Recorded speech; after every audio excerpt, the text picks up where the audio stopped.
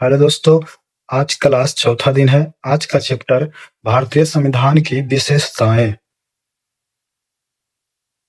कह रहा है संविधान में हमारे राष्ट्र का उल्लेख किन नामों से किया गया है। तो India that is Bharat, India अर्थात भारत। भारतीय संविधान में किस प्रकार की शासन प्रणाली की व्यवस्था की गई है।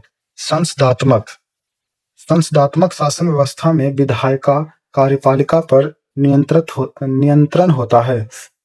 अध्यक्षतात्मक शासन प्रणाली का आधारभूत तत्व क्या है। तो एकल कार्यपालिका।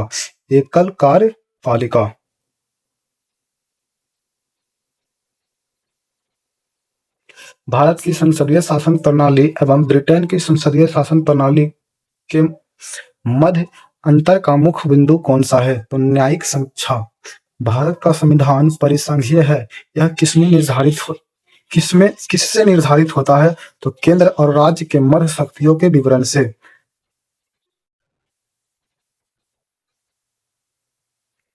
तो इसमें भारतीय संविधान की मूल्य यानी इसमें भारतीय संविधान के मूल क्या क्या है। तो स्वतंत्रता है, समानता है, भ्रातृत्व है, संप्रभुता है, समाजवादी, पंथ निरपेक्ष, लोकतांत्रिक।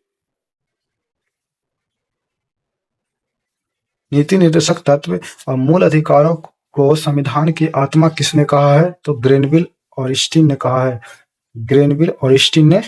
कहा है। मूल संविधान में कुल कितने अनुच्छेद और कितने अनुसूचियां थी। तो 395 वो अनुच्छेद था और 8 अनुसूचियां हैं। सर्वप्रथम कांग्रेस के किस अधिवेशन में जन गण मन गाया गया था। तो कलकत्ता अधिवेशन 1911 में। राष्ट्रगान के गायन का मानक समय कितना है। तो यह 52 सेकेंड है। भारतीय संविधान की जटिलता के कारण इसे वकीलों का स्वर्ग कहा जाता है।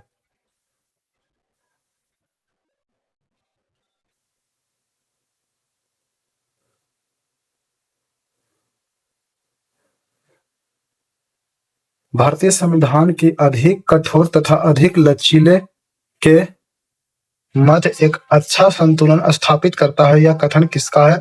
तो केसी हेयर का है। भारतीय संविधान अंशतः कठोर अंशतः लचीला है। भारत अर्धसंघात्मक राज्य है। यह किसने कहा था। तो केसी हेयर ने कहा था। भारतीय संविधान में बृहत होने का क्या कारण है। तो संघ और राज्यों का एकल संविधान।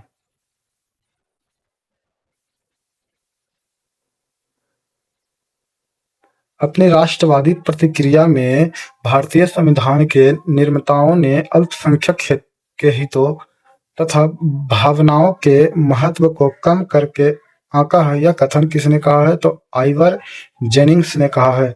भारत में राजनीतिक सत्ता का प्रमुख स्रोत कौन सा है। तो जनता। कोई भी संविधान कितनी भी अच्छा क्यों न हो, यदि उसे क्रियान्वित करने वाली बुरी व्यक्ति है तो संविधान बुरा हो जाएगा। यह कथन किसना है। डॉक्टर भीमराव अंबेडकर का।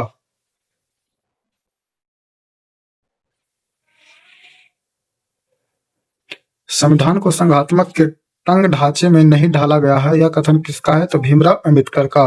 भारत की स्वतंत्रता के बाद भारतीय राष्ट्रीय कांग्रेस को एक राजनीतिक दल के रूप में भंग कर दिया जाना चाहिए। यह सुझाव किसने दिया था। तो महात्मा गांधी ने दिया था। भारतीय संघवाद को सहकारी संघवाद किसने कहा। तो ग्रेनविल ऑस्टिन ने कहा। अध्याक्षणात्मक शासन प्रणाली में कार्यपालिका की समस्त शक्तियां किसमें निहित होती है। तो राष्ट्रपति में।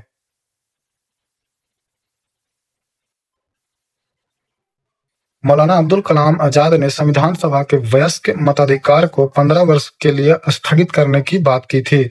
भारत का राष्ट्रीय पशु कौन सी है। तो यह बाघ है। भारत का राष्ट्रीय पुष्प कमल।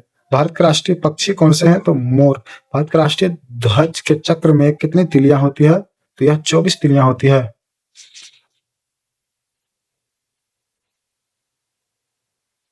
SR बोमई बनाम भारत संघवाद 1994 में उच्चतम न्यायालय ने कहा भारतीय संविधान एक परिसंघात्मक संविधान है।